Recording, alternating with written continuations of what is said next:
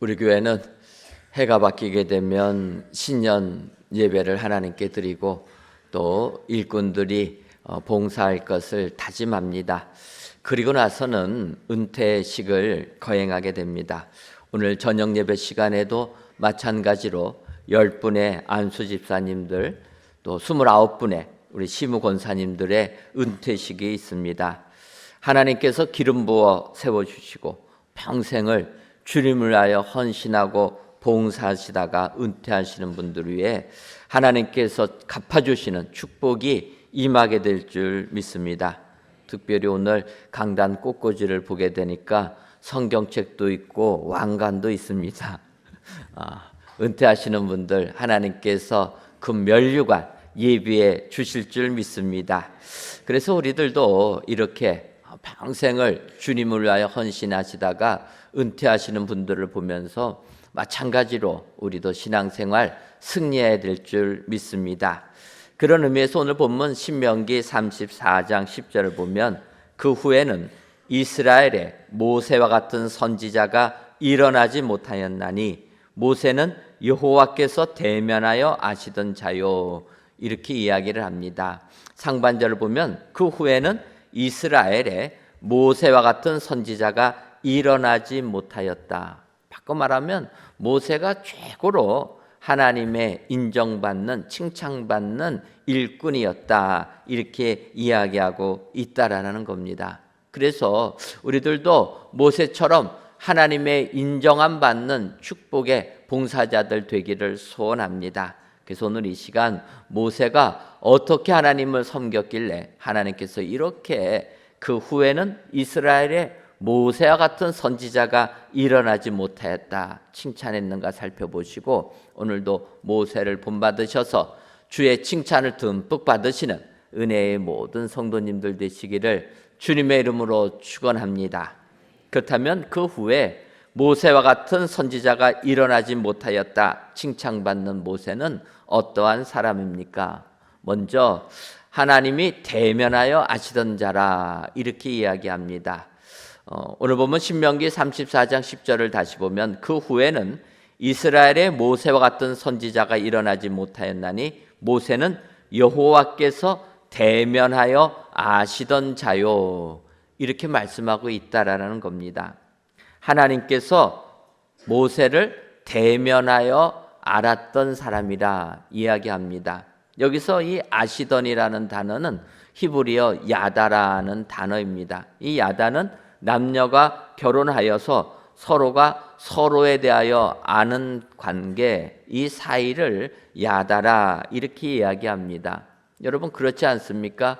우리가 결혼하기 전에는 사랑에 빠져서 남녀가 매일 만나고 또 함께 합니다.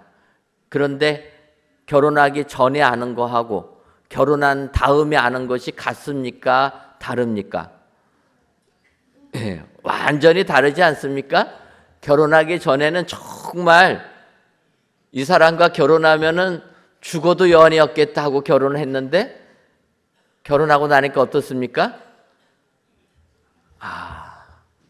실수했다, 큰일 나죠, 이랬다가 결혼하고 나면 속속이 다 아는 겁니다. 그전에는 겉모습을 알게 되는 거고 보여주는 걸 알았는데 막상 결혼해서 같이 살으니까 이 달라도 너무나 다른 것 아닙니까?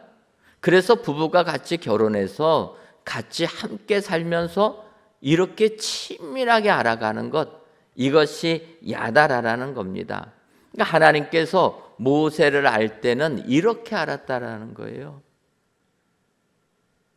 근데 오늘 성경을 보면 대면에서 알았다, 같이 만나갖고 아는 게 그만큼 중요하다라는 겁니다.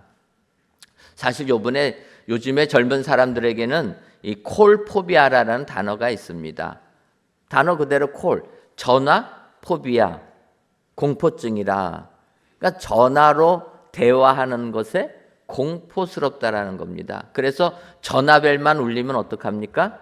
가슴이 뛰고 식은땀이 나고 어지럽고 이렇다라는 겁니다. 여러분, 이런 전화는 주로 어떨 때 이런 전화입니까? 비독촉할 때, 비독촉하는 전화는 전화 벨만 울려도 가슴이 뛰는 것 아닙니까? 부끄러운 얘기지만 예전에 저희 집이 부도가 나가지고 어려울 때가 있었습니다. 그때 전화가 막 오는 거예요. 근데 저희 아버지께서 안 받으십니다. 받으면 뭐합니까? 받아봤자 뾰족한 수도 없는 거예요. 그러니까 안 받는데 저는 그 소리가 너무 전화벨이 자주 오니까 그래서 제가 받았거든요. 그때 실수한 거죠. 차라리 안 받을 걸. 비독촉하는 사람이 안 받던 전화 받으니까 얼마나 저한테 그랬겠습니까? 그때 한번 그 전화를 받은 다음부터는 전화벨만 울리면 어떡합니까? 가슴이 뛰는 거예요. 긴장됩니다. 사실은 우리가 전화 공포증에 걸리는 것은 이제 주로 이럴 때 우리가 울렁증이 생기는 건데 요즘 젊은이들은 그런 것도 아닌데도 전화 공포증이 있다라는 겁니다. 왜냐하면 요즘은 많이 사회가 더 스마트폰으로 발전되다 보니까 굳이 말이 필요 없는 시대가 된 겁니다. SNS로 다 핸드폰으로 하는 겁니다. 그래서 음식을 주문할 때도 어떡합니까? 예전에는 서브하는 분이 오셔서 이야기하면은 나는 이거 먹고 싶습니다. 이거는 좀 빼주고 이거는 더 해달라 부탁하는데 지금은 어떠합니까? 테이블에 앉으면 거기 키오스크가 있습니다. 그래서 말할 필요 없이 그거 보고 메뉴 누르고 돈 내라 하면 카드 꽂고 주문하는 겁니다. 말이 필요 없는 시대가 된 거예요. 그러다 보니까 이 사람들이 사람과 만나서 대화하는 것에 어려움을 겪는다라는 겁니다. 소통의 부재에 어려움을 겪는다라는 거예요. 이럴 때는 어떻게 됩니까? 이럴 때는 우리가 좀 마음을 편하게 하는 사람들과 만나서 대화하는 것이 필요하다라는 겁니다. 근데 어찌 보면 우리가 신앙생활할 때도 이와 같은 게 아닐까 이렇게 생각을 하는 겁니다. 이 땅에 오신 예수님은 나는 너희들의 친구라 이야기합니다. 하나님께 기도할 때는 아버지 하나님 하지 말고 어린아이가 아빠를 부르는 것처럼 하나님, 아빠 하나님으로 부르면서 기도를 해라.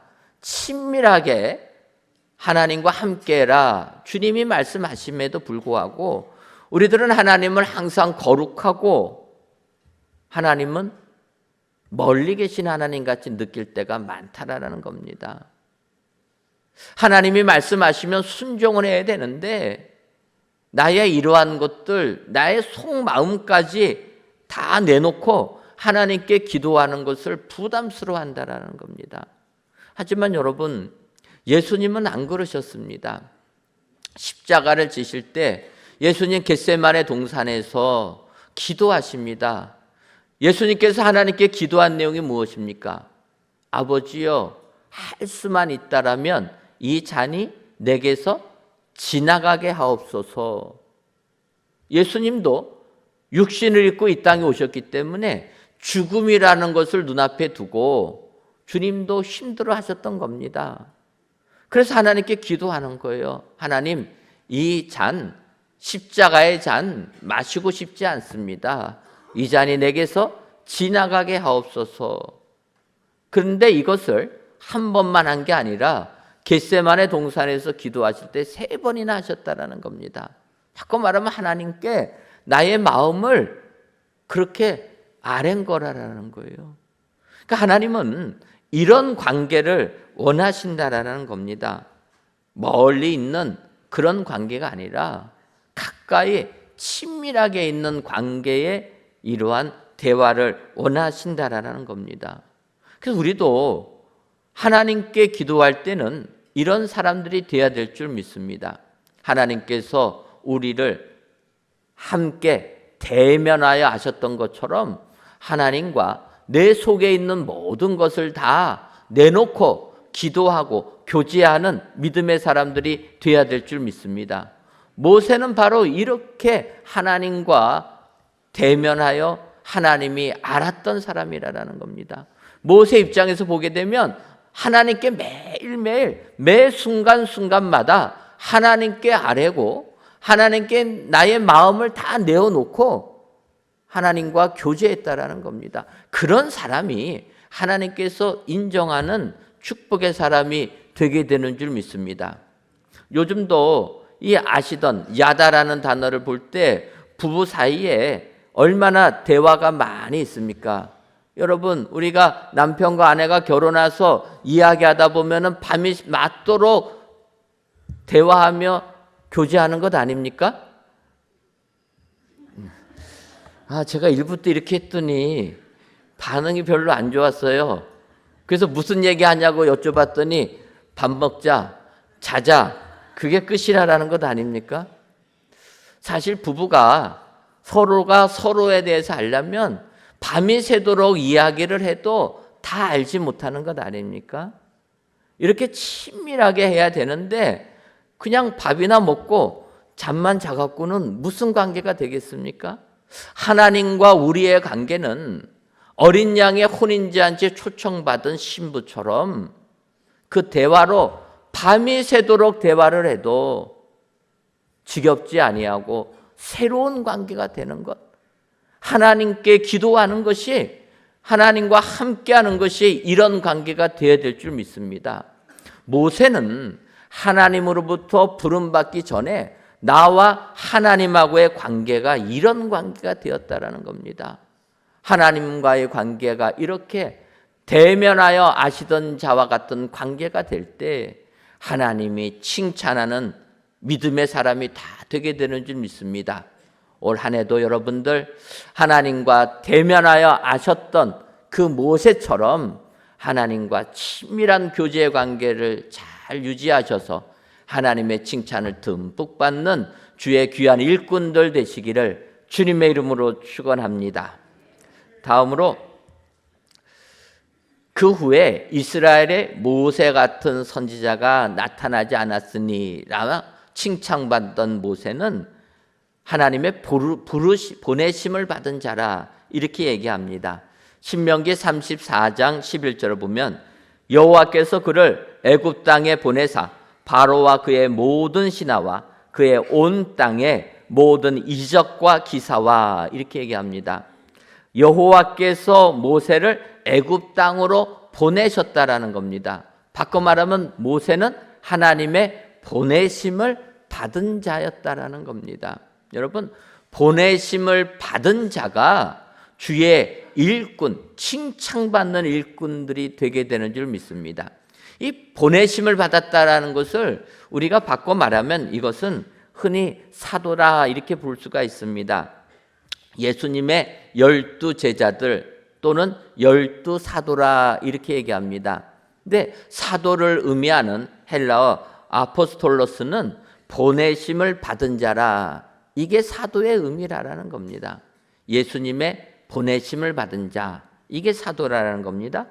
또 제자라는 것은 마데테스라 이렇게 얘기하는데 이 제자는 배우는 자, 따르는 자, 닮는 자, 이게 제자라는 겁니다. 그래서 제자와 사도를 예수님의 12 제자와 사도 같이 홍용하지만 약간의 의미의 차이는 있다라는 겁니다. 그것을 오늘 본문의 모세를 통해 보게 되면 우리가 구별할 수가 있습니다. 아시는 것처럼 모세 일찍이 태어나자마자 나일강에 버려지지 않습니까? 그거를 바로의 공주가 건져가지고 왕궁에서 잘 키우게 됩니다. 근데 그를 젖먹여줬던 사람은 유모라고는 칭했지만 모세의 어머니 아닙니까? 바꿔 말하면 모세의 어머니가 어려서부터 모세를 신앙교육을 잘 시킨 겁니다. 그리고 이제 왕궁에 와서 좋은 훌륭한 애굽의 교육을 받은 사람이 모세였다라는 겁니다. 그런 모세가 40살이 되었을 때 애굽 사람들에게 핍박받는 유대인들, 이스라엘 민족을 보고 그들을 도와주겠다 나서가지고 그들을 도와줬다가 결국은 살인자가 되고 도망자가 되는 실패하는 삶을 살았다라는 겁니다. 어찌 보면은 그가 왕궁에서 잘 교육받고 어머니로부터 신앙교육 잘 받은 것, 이것은 바꿔 말하면 제자와 같은 삶이라는 겁니다. 우리도 예수님을 따르게 되고 예수님을 믿게 되면 주님을 닮기 위하여서 노력하는 겁니다. 예수님을 배우지 않습니까? 이게 제자의 삶이라는 겁니다. 그런데 제자의 삶을 살 때도 주님이 부르시기 전에 먼저 나서게 되면 모세처럼 실패한다라는 겁니다. 결국 모세가 40살의 살인자가 돼가지고 미디안 광야로 도망을 가게 됩니다. 80세가 되었을 때 우리가 아는 대로 호렙산에서 하나님이 모세를 부르셨다라는 겁니다. 떨기나무에 불은 붙었는데 그 나무가 사라지지 않는 것을 보고 어떻게 떨기나무가 타는가 궁금해서 모세가 그것을 보러 왔을 때 출애굽기 3장 4절을 보면 여호와께서 그가 보려고 돌이켜 오는 것을 보신지라 하나님이 떨기나무 가운데서 그를 불러 이르시되 모세야 모세야 하시매 그가 이르되 내가 여기 있나이다. 모세가 얘기합니다. 그리고 나서 9절과 10절을 보면 이제 가라 이스라엘 자손의 부르짖음이 내게 달하고 애굽 사람이 그들을 괴롭히는 학대도 내가 보았으니 이제 내가 너를 바로에게 보내어 너에게 내 백성 이스라엘 자손을 애굽에서 인도하여 내게 하리라. 여러분, 하나님께서 모세가 80세 되던 해에 모세를 이렇게 부르셨던 겁니다. 이제 내가 너를 바로에게 보내어 너는 이스라엘 자손을 애굽에서 인도하여 내게 하리라. 하나님이 부르셨습니다. 근데 그때 모세는 어떠합니까? 거절하는 거예요. 보낼 만한 사람 보내라고. 그래도 하나님이 보내셨을 때 그는 순종하여 애굽에 돌아가지 않습니까? 이처럼 보내심을 받은 자, 이게 사도라는 겁니다. 바꿔 말하면 모세의 40세까지의 삶은 제자의 삶을 산 것이었고 그 다음 40년 80세가 돼서는 이제부터 보내심을 받은 자 사도의 삶을 살게 되는 겁니다. 그래서 80세부터 120세까지 이스라엘 백성들을 출애굽시킨 위대한 선지자가 되었다라는 겁니다. 여러분, 여기서 보게 되면 모세가 하나님의 칭찬을 그렇게 받았던 이유는 하나님으로부터 보내심을 받았다라는 겁니다. 사명을 받는 게 중요한 겁니다, 여러분. 내가 아무리 노력하고 내가 무엇을 하려고 해도 주님이 보내셨을 때 그 일을 순종할 때 하늘의 은혜가 우리에게 임하게 되는 줄 믿습니다. 모세가 그렇게 하나님으로부터 칭찬받은 까닭은 하나님이 보내셨다라는 겁니다. 우리 교회가 2월 28일부터 2월 15일까지 단기 선교팀이 인도 선교를 가게 됩니다. 올해는 40명이나 지원을 해가지고 4개 팀으로 나누어서 저희가 인도에 가서 귀한 복음 증거의 사역을 하게 됩니다. 이렇게 인도로 복음을 전하러 가는 그분들은 하나님이 보내신 줄 믿습니다. 하나님의 보내심에 의하여서 주의 일을 행하는 자가 주님의 칭찬을 받는 인정받는 일꾼들이 되게 되는 줄 믿습니다. 여러분, 우리가 선교를 하게 되면 그렇지 않습니까? 우리가 내가 원한다고 되는 게 아니지 않습니까? 하나님이 허락하셔야지 우리가 선교를 갈 수 있는 겁니다. 왜냐하면 몇 달 전부터 준비하지만 하나님이 허락하지 아니하면 뜻하지 아니하게 사정이 생길 수 있는 겁니다.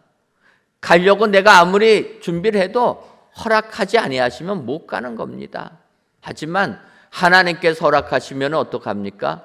선교갈, 지원할 마음을 주시고 또 지원을 가서 봉사할 수 있게끔 우리의 삶의 형편도 하나님이 해결해 주시지 않습니까? 보내심을 받은 자들에게는 이 같은 축복이 뒤따라오게 되는 줄 믿습니다. 바로 모세가 하나님으로부터 이렇게 칭찬을 받은 귀한 일꾼이 된 것은 보내심을 받은 자였기 때문이라. 올 한 해 하나님의 보내심을 받으셔서 주님을 위하여 충성하시는 은혜의 모든 성도님들 되시기를 주님의 이름으로 축원합니다. 그리하여 모세가 받았던 그 칭찬, 그 후에는 이스라엘의 모세 같은 선지자가 다시는 일어나지 못했다라는 것처럼 이런 칭찬을 듬뿍 받으시는 우리 모든 성도님들 되시기를 주님의 이름으로 축원합니다. 마지막으로 하나님의 칭찬을 그토록 받았던 모세, 그 모세는 이스라엘 목전에서 행한 자였기 때문이라 이렇게 이야기를 합니다. 신명기 34장 12절을 보면 모든 큰 권능과 위엄을 행하게 하심에 온 이스라엘의 목전에서 그것을 행한 자이더라 이렇게 말씀하고 있습니다.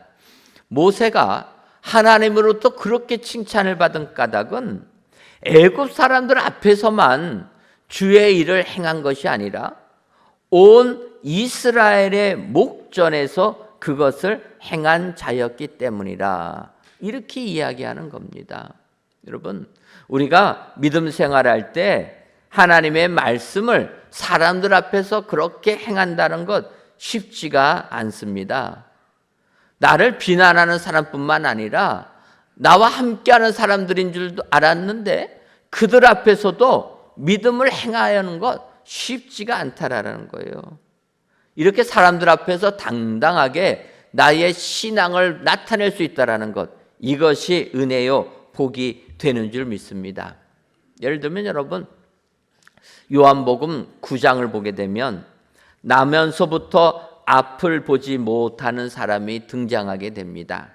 이때 제자들이 예수님께 질문합니다. 예수님, 나면서부터 앞을 보지 못한 사람은 부모의 죄 때문에 앞을 보지 못하는 겁니까? 하면은 이 나면서부터 그 사람이 죄를 지어서 그의 죄 때문에 앞을 보지 못하게 된 것입니까? 이렇게 예수님께 질문한 것입니다. 이때 예수님은 요한복음 9장 3절에 예수께서 대답하시되 이 사람이나 그 부모의 죄로 인한 것이 아니라 그에게서 하나님이 하시는 일을 나타내고자 하심이라. 예수님이 이렇게 말씀하십니다. 제자들은 나면서부터 앞을 보지 못하는 그 불쌍한 사람을 보면서 그 사람이 이렇게 어려운 일이 닥친 것은 부모의 죄라든지 아니면 본인이 잘못한 게 있어서 이렇게 죄로 말미암아 앞을 보지 못하는 고통을 당하는 것이라 이렇게 생각을 했던 겁니다. 그래서 주님께 질문한 것입니다. 근데 여러분, 지금도 우리가 이 땅을 살면서 이렇게 질문할 때가 많이 있지 않습니까? 어떤 사람에게 불행한 일이 닥치면은 그것은 그 사람이 무언가 잘못했기 때문이라 이렇게 생각을 하는 거예요. 사실 여러분, 우리가 실수해서 잘못해서 어려운 일 당하는 경우도 있습니다. 하지만 성경은 모든 어려움이 우리의 죄로 인해서 생긴 건 아니다라는 것 아닙니까? 욥기를 통해서도 해주시는 말씀이라는 거예요. 욥이 그렇게 하나님 잘 섬겼지만 그에게 큰 어려움이 생길 수 있다라는 겁니다. 그런데 사람들은 그런 생각을 하지 못하는 겁니다. 불행한 일이 닥치면, 안 좋은 일이 생기면 뭔가 이것은 그 사람이나 그의 부모나 누군가 죄를 졌기 때문에 그 죄값을 받는 것이라 이렇게 생각을 한다라는 거예요. 근데 예수님이 뭐라고 말씀하십니까? 아니다라는 거예요. 그에게서 하나님이 하시는 일을 나타내고자 하심이라. 죄로 인해서 어려운 일, 고난이 생기는 게 아니라 그것을 통해서 하나님이 하시는 일을 나타내고자 하심이라는 겁니다.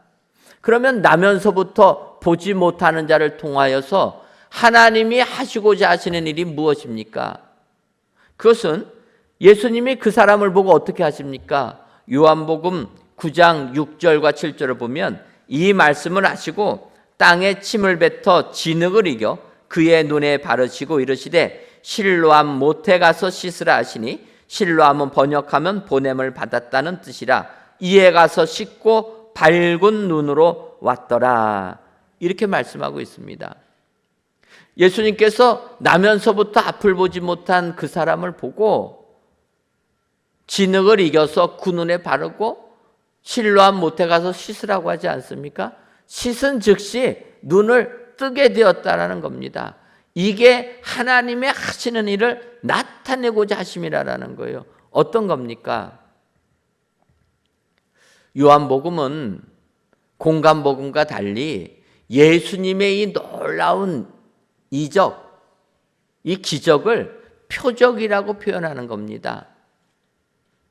우리가 상상하지 못하는 놀라운 일이 일어난 것이 이적이라 기적이라 공간복음은 표현하는데 요한복음은 표적이라는 거예요. 표시라는 겁니다. 어떤 표시라는 겁니까? 예수님이 그리스도이심을, 예수님이 메시아이심을 나타내주는 표시라고 이야기하는 거예요. 그래서 요한복음 9장에 이 나면서부터 보지 못하는 자를 고쳐주는 것은 요한복음에만 등장합니다. 예수님의 메시아이심을 보여주는 표적이라는 거예요. 누구의 죄 때문에 그가 앞을 보지 못하는 게 아니라 예수님이 이 앞을 보지 못하는 자 눈을 뜨게 함으로 우리를 구원해 주기 위하여 이 세상에 오신 그리스도이심을 알려주기 위함이라는 겁니다. 근데 사람들은 이런 것들을 깨닫지를 못하게 됩니다. 그래서 오히려 보지 못하는 자가 보게 되니까 의심을 하는 겁니다. 어떤 의심합니까? 분명히 겉모습을 보게 되면 구걸하는 사람이 맞은 것 같은데 그 사람은 앞을 보지 못했는데 앞을 보고 있으니까 비슷한 사람일 거다 이야기하는 거예요. 그때 눈을 뜬 사람이 뭐라고 합니까? 아니라라는 거예요. 예수님께서 내 눈을 뜨게 하셨다. 그들에게 이야기합니다. 그런데도 그들은 믿지 않습니다. 오히려 바리새인에게 그 사람을 데리고 가서 이야기하는 겁니다. 근데 여러분 우리가 아는 대로 바리새인들은 어떻게 하든지 예수님 꼬투리 잡으려고 하는 사람 아닙니까? 그러니까 앞을 보지를 못하는 사람 눈 뜨는 데는 관심이 없고 안식일에 병자를 고쳤다 해서 주님을 꼬투리 잡는 사람입니다. 그때 어떠하든지 꼬투리를 잡으려고 그 부모에게 물어보는 겁니다. 너 아들이 맞냐? 물어보는 거예요. 그때 그 부모는 어떡합니까? 바리새인들이 그 당시 기득권자인 바리새인들이 무서워서 이 사람이 우리 아들인 것과 태어날 때부터 앞을 보지 못하는 것은 맞지만 요한복음 9장 21절을 보면 그러나 지금 어떻게 해서 보는지 또는 누가 그 눈을 뜨게 하였는지 우리는 알지 못하나이다. 그에게 물어보소서. 그가 장성하였으니 자기 일을 말하리이다. 이렇게 얘기했다라는 겁니다. 두려워서 내 아들이 태어날 때부터 앞을 보지 못하는 그 아들이 눈을 뜨는 역사가 일어났음에도 불구하고 그 부모는 유대인들이 바리새인들이 자기를 그 집단에서 출교시킬까 봐 쫓아낼까 봐 두려워서 못했다라는 겁니다. 그때 눈을 뜬 사람이 어떻게 얘기합니까? 요한복음 9장 27절을 보면 대답하되 내가 이미 일렀어도 듣지 아니하고 어찌하여 다시 듣고자 하나이까? 당신들도 그의 죄자가 되려 하나이까? 그렇게 반문하니까 성경을 보면 그들이 이 눈뜬 사람을 욕했다 이야기하는 겁니다. 바꿔 말하면 사람들 앞에서 하나님의 역사를 행한다는 것 어렵다라는 겁니다. 사람들은 비난하고 욕한다라는 거예요. 모세도 마찬가지였습니다. 모세가 하나님의 부름을 받아서 애굽에 와서 하나님의 놀라운 역사를 보여줍니다. 그런데 애굽 사람들만 모세를 비난하는 게 아니라 이스라엘 백성들도 힘든 일이 생기면 모세를 비난했다라는 겁니다. 모세가 애굽으로 돌아와서 바로에게 가서 이야기합니다. 하나님께서 이스라엘 백성들 노예의 삶에서 해방시켜주라 명하였으니 이스라엘 백성들을 해방시켜 주옵소서. 바로에게 이야기합니다. 그때 바로가 어떻게 합니까? 아니라라는 거죠. 하나님이 누구긴데 오히려 이스라엘 백성들에게 고역을 더 시킵니다. 그래서 이스라엘 백성들 모세가 와서 자기들을 해방시켜 줄 줄 알았는데 와서 한다는 일이 자기들에게 일이 더 많아지니까 모세를 비난했다라는 겁니다. 원망했다라는 거예요. 모세가 하나님의 능력을 힘입어서 10가지 재앙을 내려서 이스라엘 백성들 해방을 시킵니다. 그런데 이스라엘 백성들 출애굽하라 허락한 바로가 보내고 나서 마음이 바뀌지 않습니까? 군대를 보내서 탈출한 이스라엘 백성들 잡아오라고 명을 내립니다. 이때 이스라엘 백성들이 탈출하다가 앞에는 홍해 바다가 마루 막혀 있고 뒤에는 애굽 군대가 따라오니까 또 원망하는 겁니다. 애굽에 매장지가 없어서 우리를 여기까지 끌고 왔느냐. 여러분, 모세는 이스라엘 백성들을 위하여서 행하였지만 그들 목전에서 하나님의 일을 행한다는 게 쉬운 게 아니라는 거예요. 조금만 어려운 일 생기고 조금만 힘든 일 생기면 모든 책임을 모세에게 돌려서 원망했다라는 겁니다. 그럼에도 불구하고 모세 하나님의 능력을 힘입어서 홍해 바다를 갈라 그들을 출애굽시켰다라는 겁니다. 바로 이렇게 이스라엘 목전에서 하나님이 명하신 그 명령을 행하던 자, 행하는 자, 이 자가 하나님의 칭찬을 받는 주의 귀한 일꾼들이 다 되게 되는 줄 믿습니다. 오늘 귀한 예배를 드리시는 사랑하는 성도 여러분, 하나님께서 여러분들을 주의 일꾼들로 다 부르신 줄 믿습니다. 그렇다면 내가 주의 일꾼으로 부름을 받았다라면 모든 믿는 자 앞에서 주의 일을 행할 때 하나님이 인정받는 모세와 같은 일꾼들이 다 되게 될 줄 믿습니다. 올 한 해 누가 뭐라고 하든지 간에 모세처럼 목전에서 하나님의 일을 행하셔서 모세와 같이 칭찬받는 귀한 일꾼들이 다 되시기를 주님의 이름으로 축원합니다. 기도하겠습니다. 하나님, 온갖 감기 바이러스들이 횡행하는 이때 저희들의 건강을 지켜주셔서 이 시간 성전에서 또는 각 예배 처소에서 귀한 예배를 드리게 하시니 감사합니다.